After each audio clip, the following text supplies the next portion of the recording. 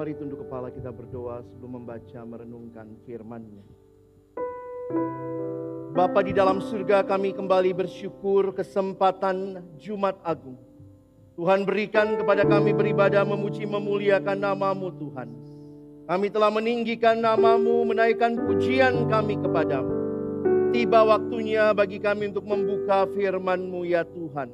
Kembali kami mohon ketika kami membuka firman-Mu, bukalah juga hati kami. Jadikanlah hati kami seperti tanah yang baik, supaya ketika benih firman-Mu ditaburkan, boleh sungguh-sungguh berakar, bertumbuh dan berbuah nyata di dalam hidup kami. Berkati semua kami yang ada di tempat ini. Sapalah kami Tuhan dengan kebenaran. Dalam satu nama yang kudus dan berkuasa, nama Tuhan kami Yesus Kristus, Sang Firman yang hidup. Kami menyerahkan pemberitaan firman. Amin.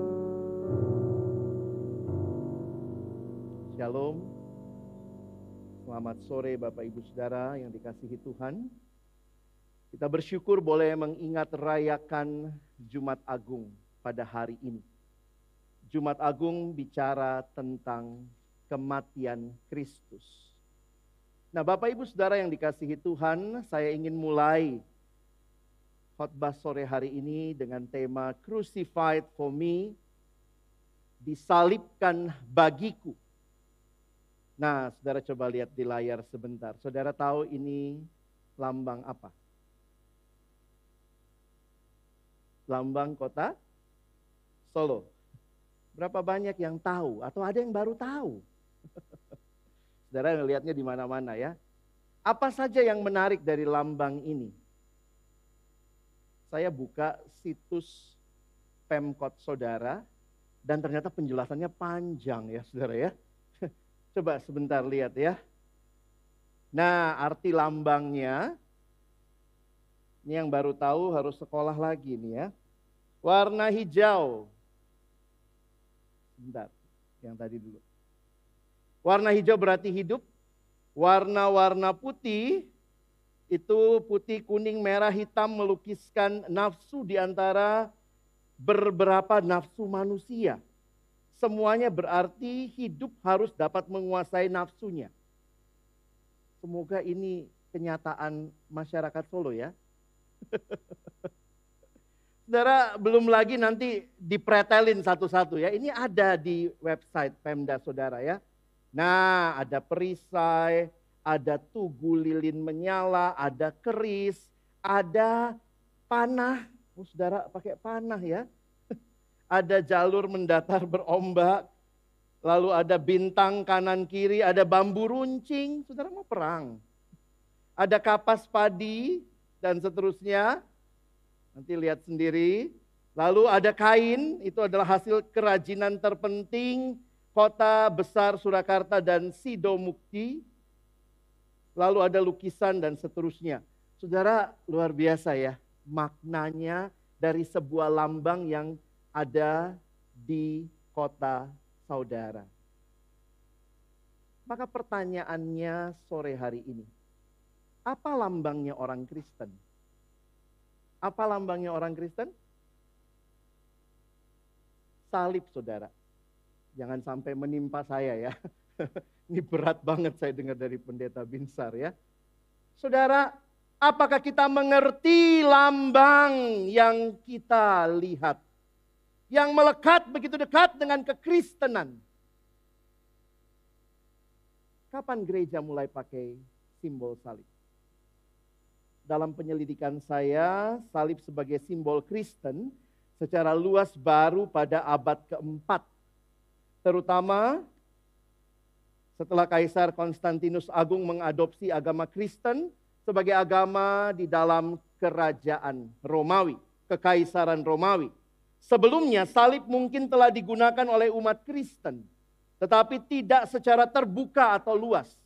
Mengapa saudara? Karena penyaliban merupakan hukuman yang memalukan dan mengerikan pada masa itu. Salib itu alat hukuman mati. Kalau saudara mau mengambil simbol, sekarang alat hukuman mati apa saudara? Pistol ya, tembak ya. Mau saudara di atas ada tembakan, ada pistol. Bayangkan kalau saudara keliling bawa kalungnya pistol. Kalau saudara pakai salib di abad pertama, kira-kira gambarannya seperti itu saudara. Keliling pakai salib, orang bilang ini apa ini? Simbol hukuman mati. Kekristenan pernah dikatakan agama kematian. Simbolnya aja salib. 4 kitab Injil, hanya 2 yang mencatat kelahiran Yesus, tetapi keempat-empatnya mencatat kematian dan kebangkitan Kristus. Banyak agama, refernya kemana? Selalu refernya ke ajaran dari pendirinya. Tetapi kekristenan referensinya kemana? Ke salib. Apa agama Kristen? Agama kematian. Kenapa salib begitu penting? Ada di setiap gereja, ada menjadi simbol yang luar biasa. Bahkan sebentar lagi kalau saudara dan saya datang menghampiri meja perjamuan kudus ini. Apa yang kita ingat? Kematian. Agama apa kita ini? Semuanya referensinya kematian, saudara.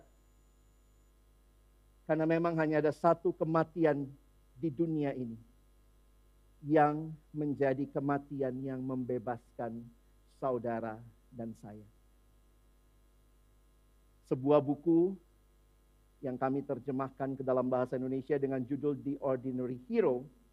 Dalam buku itu penulisnya Tim Chester mengatakan hampir setiap kali kekristenan mengadres sebuah isu di dalam Alkitab, disuruh lihat kemana? Kematian Kristus dan kebangkitannya.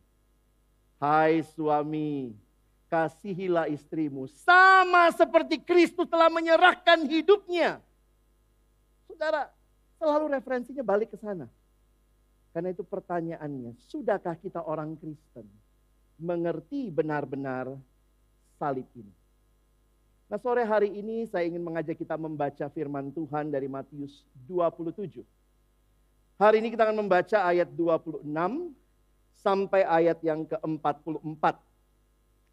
Sebagian tadi juga saudara sebenarnya sudah lihat dalam fragmen yang ada di dalam pengakuan dosa kita, refleksi kita. Mari saudara kita membaca bergantian ayat 26 sampai ayat 44. Saudara saya akan membaca ayat 26, saudara sekalian membaca ayat 27, kita bergantian sampai ayat yang ke-44. Lalu ia, siapa ia? Itu Pilatus, saudara ya. Lalu ia membebaskan Barabas bagi mereka, tetapi Yesus disesahnya lalu diserahkannya untuk disalibkan.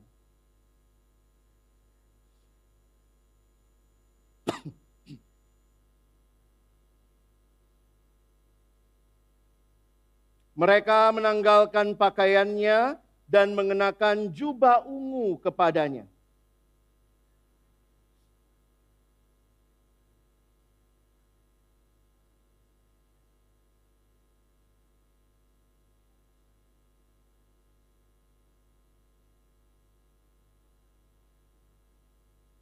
Mereka meludahinya dan mengambil buluh itu dan memukulkannya ke kepalanya.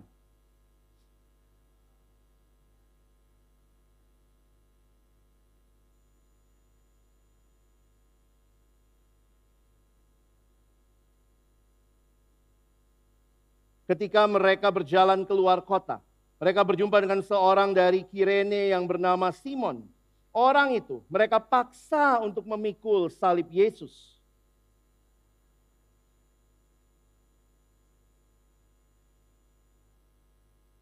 Lalu mereka memberi dia minum anggur bercampur empedu. Setelah ia mengecapnya, ia tidak mau meminumnya.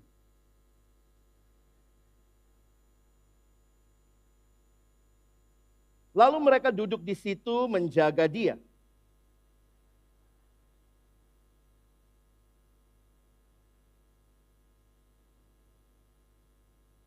Bersama dengan dia disalibkan 2 orang penyamun, seorang di sebelah kanan dan seorang di sebelah kirinya.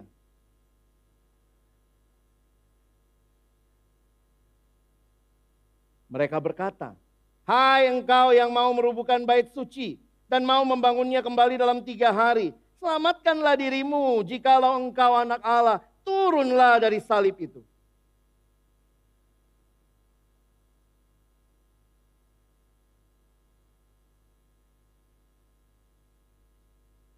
Orang lain ia selamatkan, tapi dirinya sendiri tidak dapat ia selamatkan. Ia Raja Israel. Baiklah, ia turun dari salib itu dan kami akan percaya kepadanya.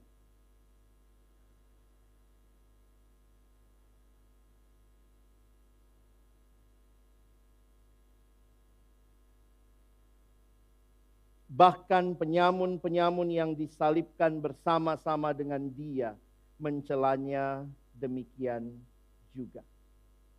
Saya tidak tahu berapa banyak dari saudara waktu membaca tadi sempat menghitung berapa kali kata salib. Nggak usah hitung sekarang ya, nanti di rumah saja. Tapi kalau saudara nanti membaca kembali, coba perhatikan tentang salib. Hari ini saya ingin mengajak kita merefleksikan saja apa yang disampaikan di dalam bagian ini, dan juga tentunya bagian-bagian paralel lainnya dari Injil berkaitan dengan penyaliban Kristus. Saudara yang dikasihi Tuhan, dalam penyelidikan saya mengerti tentang kematian Kristus. Ada beberapa buku yang saya pernah baca dan sangat menolong untuk saya menghayati apa sebenarnya salib ini di dalam tradisi orang pada masa itu. Maka kesimpulannya, ini adalah kematian yang mengerikan. Kalau saudara nanti membaca lebih lanjut, slide saya nanti boleh dibagi kalau ada yang membutuhkan. Salib sebagai bentuk penghukuman bangsa Romawi yang paling kejam, saudara. Mulai dipakai bangsa Roma kurang lebih 200 tahun sebelum kelahiran Yesus. Jadi Yesus bukan orang pertama yang disalib, saudara ya. Dengan 2 tujuan. Perhatikan, tujuan pertama mempermalukan bangsa lain. Karena itu yang disalib hanya bangsa non-Romawi. Kalau dia warga negara Roma, dia tidak disalib. Tapi hukuman matinya kalau warga negara Roma, dipenggal. Sejarah gereja mencatat Paulus orang Yahudi tapi warga negara Roma. Makanya Paulus dipenggal matinya. Yesus orang Yahudi bukan warga negara Roma. Maka salib caranya untuk menghukum mati. Jadi salib ini juga menjadi cara bangsa Romawi mempermalukan bangsa lain. Dan tentunya yang kedua, tujuan salib apa? Menyiksa hingga mati pelan-pelan. Ini hukuman mati yang paling mengerikan yang pernah ditemukan di dalam sejarah manusia. Sama-sama mati sih akhirnya, tapi salib begitu melewati kesengsaraan yang luar biasa. Karena itu menjelang penyaliban, saudara akan melihat beberapa ritual yang dilakukan. Saya mengutip penjelasan dari seorang teolog bernama Wayne Grudem. Ini Bapak Wayne Grudem. Bapak Wayne Grudem mengatakan penderitaan Kristus di kayu salib berlangsung selama kurang lebih 6 jam. Namun setiap menit dan detik tubuhnya menderita sakit yang amat sangat. Kematian di kayu salib merupakan hukuman mati kekaisaran Romawi yang diperuntukkan bagi para budak dan kriminal kelas berat yang bukan warga negara Romawi. Dengan kata lain, penyaliban merupakan hukuman mati yang terhina sebab hanya diterapkan bagi mereka yang dianggap paling hina. Ngeri, saudara. Ayat yang kita baca tadi, ayat 26. Kalimatnya sederhana. Ia membebaskan Barabas, Pilatus membebaskan Barabas, tetapi Yesus disesahnya. Cuman satu kalimat ya, satu kata, disesah. Saudara tahu apa itu disesah? Disesah itu adalah pencambukan. Itu pencambukan ala Romawi. Ini pencambukan yang brutal. Hal itu diberikan dengan sebuah cambuk yang terdiri dari beberapa tali kulit yang masing-masing ujungnya diberi potongan-potongan tulang atau logam yang runcing.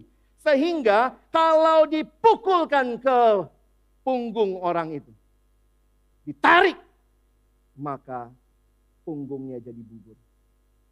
Saudara lihat, orang yang biasanya akan disesah, dia akan ditelungkupkan di sebuah tempat. Seperti film Passion of the Christ. Ini gambarannya. Tidak bisa digaruk, tidak bisa diminta berhenti. Sesudah itu orang itu akan memanggul salibnya. Kalau saudara tahu, masalah memikul salib, bukan cuma Yesus yang pikul salib. Ternyata dalam sejarah, semua yang akan mati di salib itu biasanya memanggul salibnya sendiri menuju tiang penyalipan. Dan apa hal yang menarik saudara? Biasanya dia akan melalui rute yang paling jauh. Salib, memanggul salib, Yesus tidak lewat jalan tol saudara. Dia lewat jalan salib. Karena tujuan untuk dipermalukan. Dalam buku yang saya baca dikatakan orang itu akan diiring atau diarak mengikuti rute yang paling jauh. Untuk dipamerkan. Sehingga jadi sebuah pelajaran. Kalau saudara yang nonton lakukan hal yang sama. Ini hukuman yang akan kamu alami. Dan kalau saudara lihat penjelasan lebih lanjut, salib penyalipan menimbulkan rasa sakit yang tidak terbayangkan. Ketusuk paku aja bisa sakit saudara. Tangannya, kakinya, dan bayangkan kalau orang digantung, maka berat badan itu ke bawah saudara. Makanya sebenarnya di salib itu ada semacam tempat duduk kecil supaya dia nggak merosot saudara. Jadi kalau pelajari salib itu, di sini kemungkinan yang dipaku bukan di telapak tangan. Karena ini semua tulang rawan saudara. Begitu dia gini blesep langsung ya. Akan dipakukan kemungkinan di pergelangan tangan. Lalu kemudian berat badan bertumpu ke bawah. Sehingga orang itu akan dalam posisi kaki yang agak sulit. Dia akan seperti ini, ada dudukan kecil dan kaki dipaku. Saudara jangan coba di rumah ya. Kalau tergantung ternyata kita itu bernapas lega karena diafragma kita rata. Kalau diafragma kita nggak rata, dalam posisi tergantung sulit sekali ambil napas saudara. Cara satu-satunya, bertumpu pada tempat duduk kecil, bertumpu pada kaki, dorong ke atas, sedikit bisa mendatar, tarik napas, jatuh lagi. Dengan punggung yang sudah jadi bubur akan terus tergesek di kayu yang kasar itu. Tidak heran adik-adik remaja tadi membaca ya. Rupanya sudah tidak seperti manusia. Sehingga kita menginginkan dia.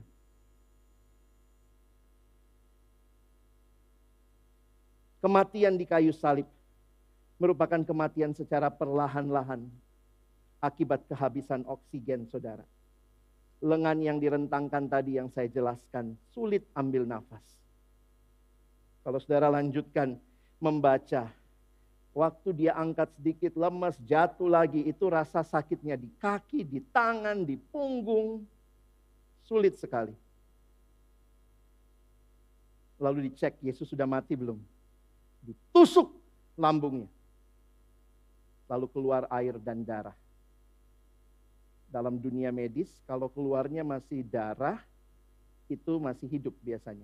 Tapi kalau sudah pisah air dan darah, secara medis, itu sudah mati. Jadi pertanyaannya, Yesus mati, kehabisan darah, kehabisan oksigen. Kita bisa memberikan penjelasan-penjelasan medis untuk kematian Yesus yang sebenarnya tergolong cepat. Saudara, biasanya orang itu akan tergantung hidup-hidup. Pernah dalam penelitian sejarah sampai ada yang 1 minggu saudara. Tergantung secara sadar sampai akhirnya sakitnya luar biasa. Biasanya orang itu akan sulit bernapas dan paling banyak yang jadi gila karena sakitnya luar biasa. Yesus cuma 6 jam. Tapi penderitaannya sama.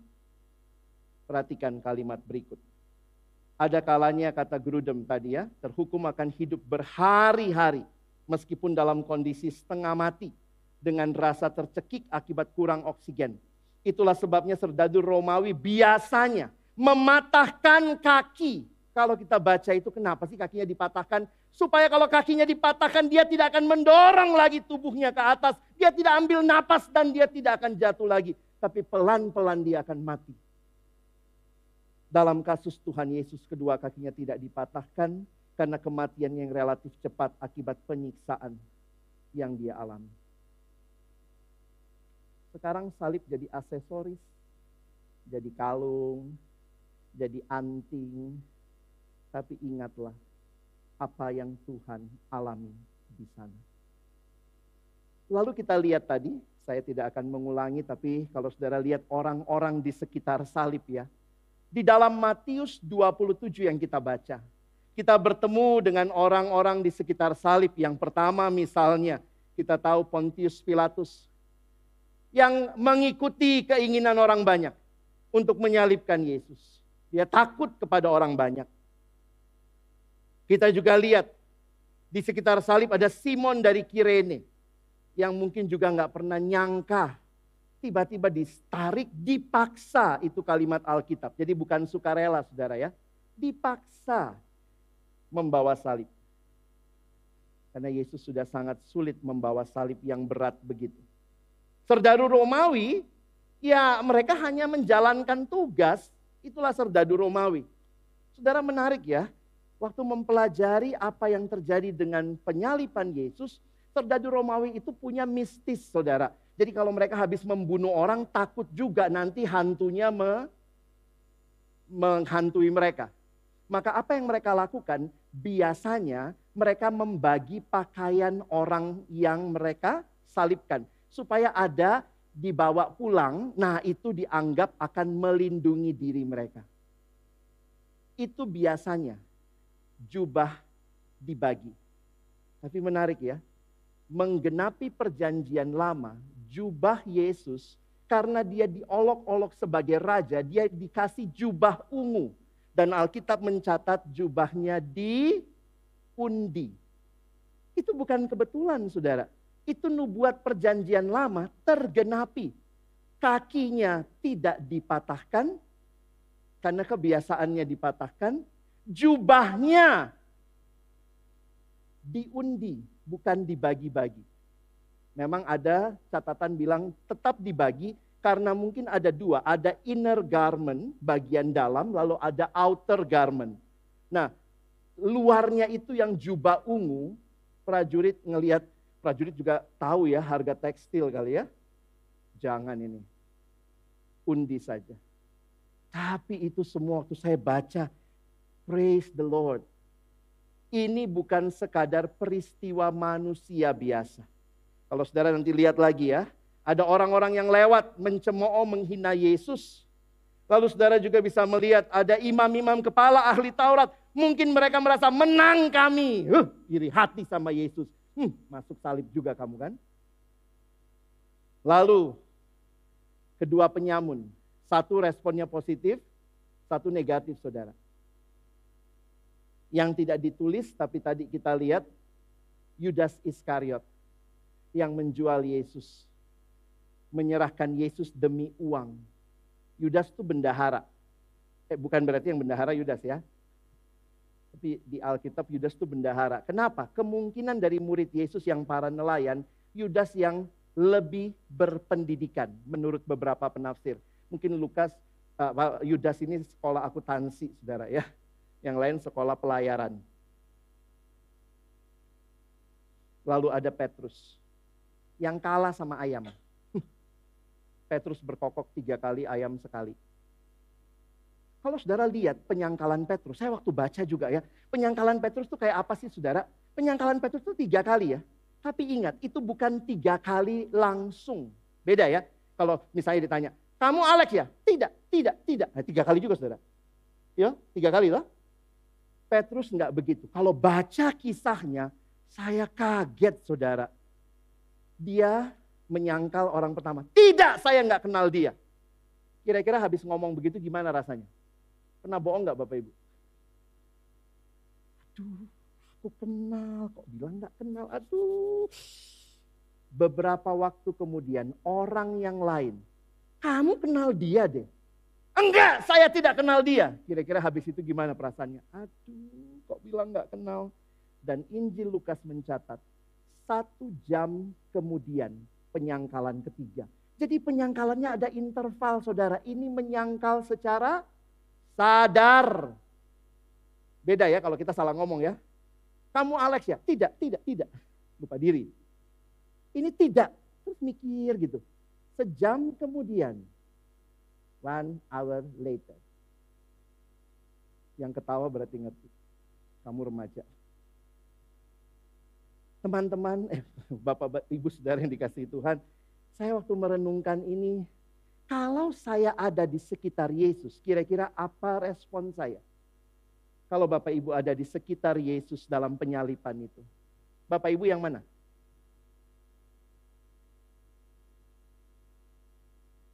Tapi kalau kita lihat di bagian akhir sebagai perenungan kita ya.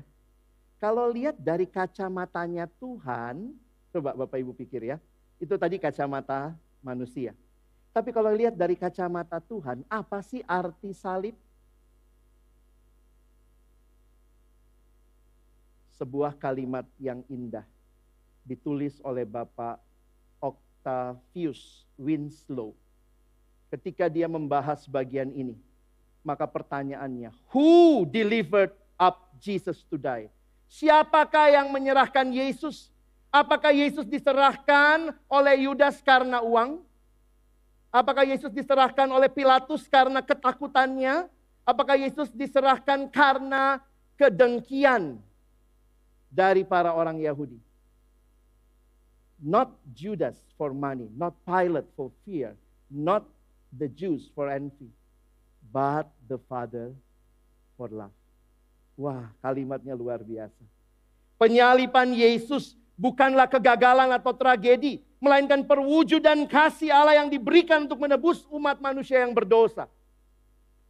Saudara, hari ini kita melihat salib dari perspektif Allah yang mengutus anaknya mati di kayu salib bagi kita. Sebuah penderitaan yang sungguh luar biasa. Tapi lebih dari itu, Allah mau menyatakan dia sangat mengasihi saudara dan saya. Sehingga apa makna salib Yesus? Di salib itu dosa kita diselesaikan. Kadang saya pikir ya, coba saudara ingat-ingat, di mana Yesus bilang sudah selesai? Di kayu salib. Yesus nggak bilang sudah selesai. Bayangkan kalau Yesus bilang sudah selesai di palungan ya. Tiba-tiba ada anak kecil, udah selesai. Lari kali itu, gembala-gembala ya. Kenapa? Karena Yesus tidak datang ke dalam dunia hanya untuk lahir. Kalau dia hanya untuk lahir, selesainya di palungan. Yesus tidak bilang sudah selesai, habis dia kasih makan 5.000 orang. Udah selesai. Balik dulu ya. Kalau begitu saudara, kita nggak selamat, gendut iya. Yesus tidak bilang sudah selesai setelah dia beri makan 5.000 orang. Yesus tidak bilang sudah selesai setelah dia berjalan di atas air. Lalu dia katakan sudah selesai. Emangnya dia datang buat akrobat? Yesus bilang sudah selesai di atas kayu salib. Karena disitulah dosamu, dosaku diselesaikan. Salib, lambang pengampunan dosa. Yesus menanggung dosa-dosa kita. Menyucikan kita dengan darahnya yang mahal melalui karya penebusan Yesus. Kita diberikan pengampunan dosa dan hidup yang baru. Kalau lihat salib sebenarnya ada 2 hal ya. Dosa tuh serius ya. Kenapa selesainya pakai salib? Maka kalimat ini menarik saudara. Salib menunjukkan betapa seriusnya dosa kita. Sampai Yesus harus ke salib. Namun salib juga menunjukkan kasih Allah yang tidak terukur. Kalau saudara lihat salib ini, ingatlah dosa begitu ngeri hukumannya salib yang Tuhan tanggung. Tapi lebih lagi, lihatlah kasih Allah yang luar biasa. Saya mengutip kalimat pendeta Billy Graham almarhum yang berkata, Allah membuktikan kasih-Nya pada kayu salib Ketika Kristus digantung berdarah dan mati, itulah saatnya Allah berkata kepada dunia, I love you. Aku mencintaimu. Tuhan mengasihi kita. Seberapa besar kasih-Nya, lihat salib. Kalimat kutipan berikut susah diterjemahkan saudara, karena ada keindahannya dalam bahasa Inggris ya.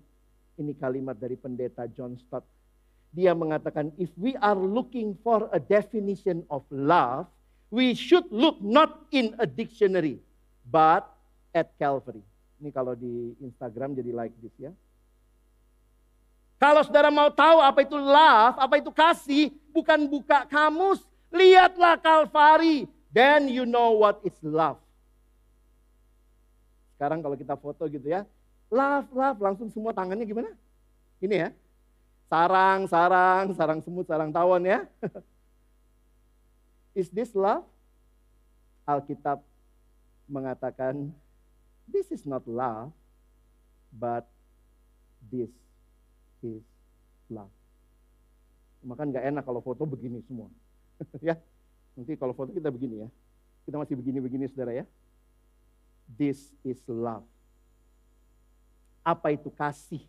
Katanya bahasa Indonesia paling gampang menjelaskan kasih Bapak Ibu sekalian ya. Apa itu kasih? Kasih, ya kasih. Love is giving. Love is not taking. If love is taking, that is not love. That is rampoking, saudara. Banyak orang tidak mengasihi. Karena dia pikir, I want to take something from you.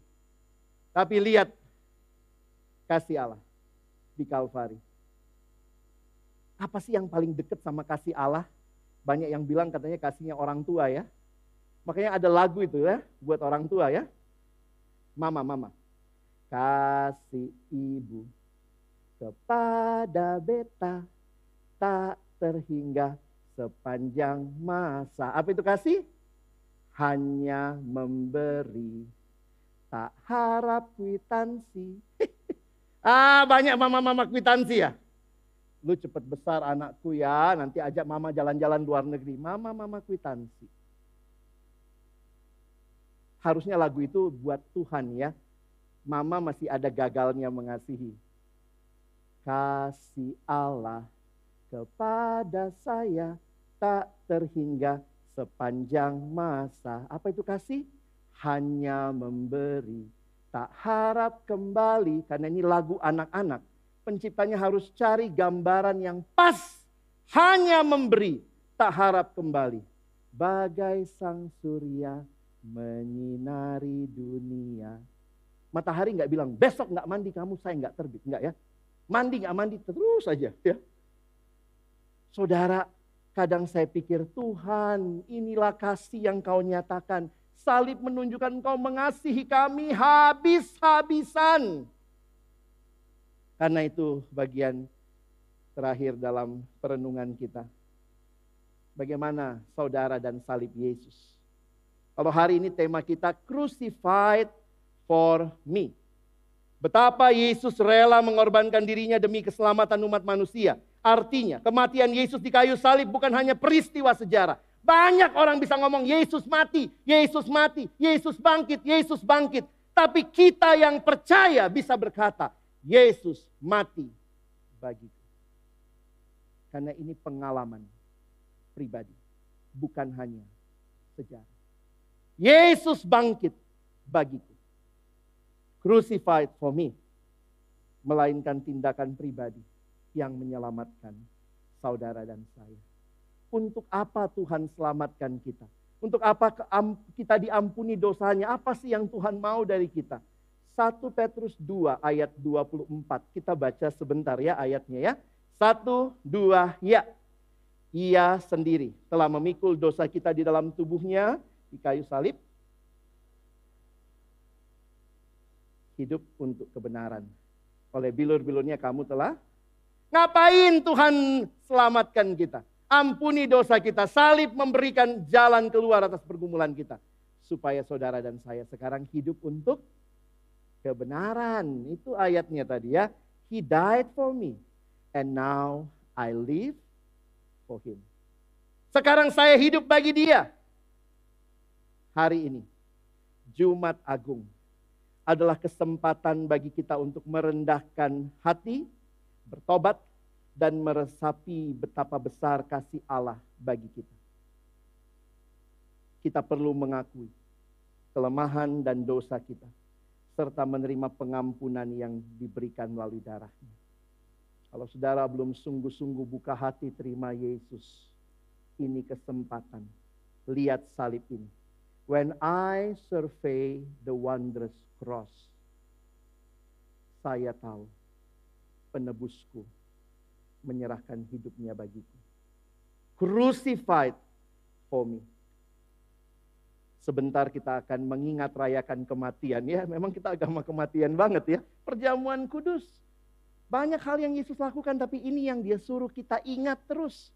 Perjamuan kudus adalah peringatan karya penebusan Yesus di kayu salib. Dan jaminan akan kehadirannya dalam hidup kita. Dalam merayakan perjamuan kudus kita juga diingatkan akan kewajiban kita untuk menjalani hidup yang kudus dan menyatakan kasih Allah kepada sesama. Indah sekali. Simbol kita lebih indah dari simbol Surakarta. Bukan patung lilin, tapi penebus yang mati bagi saudara dan saya. Ini banyak anak remaja juga ya. Saya nggak tahan kalau nggak khotbah sama anak remaja ya. Saya pakai ilustrasi aja ya sebagai penutup ya. Inilah manusia yang diciptakan oleh Allah. Bayangkan ini manusia yang diciptakan oleh Allah. Manusia diciptakan indah. Tadi kita udah dengar narasinya. Dalam relasi dengan Allah. Diwakili garis yang vertikal. Allah mengasihi manusia. Dia juga menciptakan kita dalam relasi horizontal dengan sesama. Dan juga dengan diri sendiri tentunya dan alam di sekitar kita. Allah menciptakan kita indah dalam rencananya. Tapi apa yang terjadi dengan hidup manusia yang rusak ini? Dosa. Dosa diibaratkan menghancurkan kehidupan kita. Inilah yang dosa lakukan dalam hidup saudara dan saya. Yang tadinya begitu indah, sekarang tinggal sobekan. Kalau punya kertas macam begini, bagusnya diapain saudara? Hah? Dibuang. Wajar nggak sih kalau kita udah berdosa Tuhan buang kita? Kan udah nggak ada gunanya. Ngapain buang aja? Tapi bukan itu rencana Tuhan. Dia memberikan jalan keluar melalui karya salibnya. Supaya engkau dan saya kembali hidup bagi dia. Selamat merayakan Jumat Agung. Ingatlah kasih-Nya yang sudah Dia berikan bagi kita. Amin. Mari berdoa.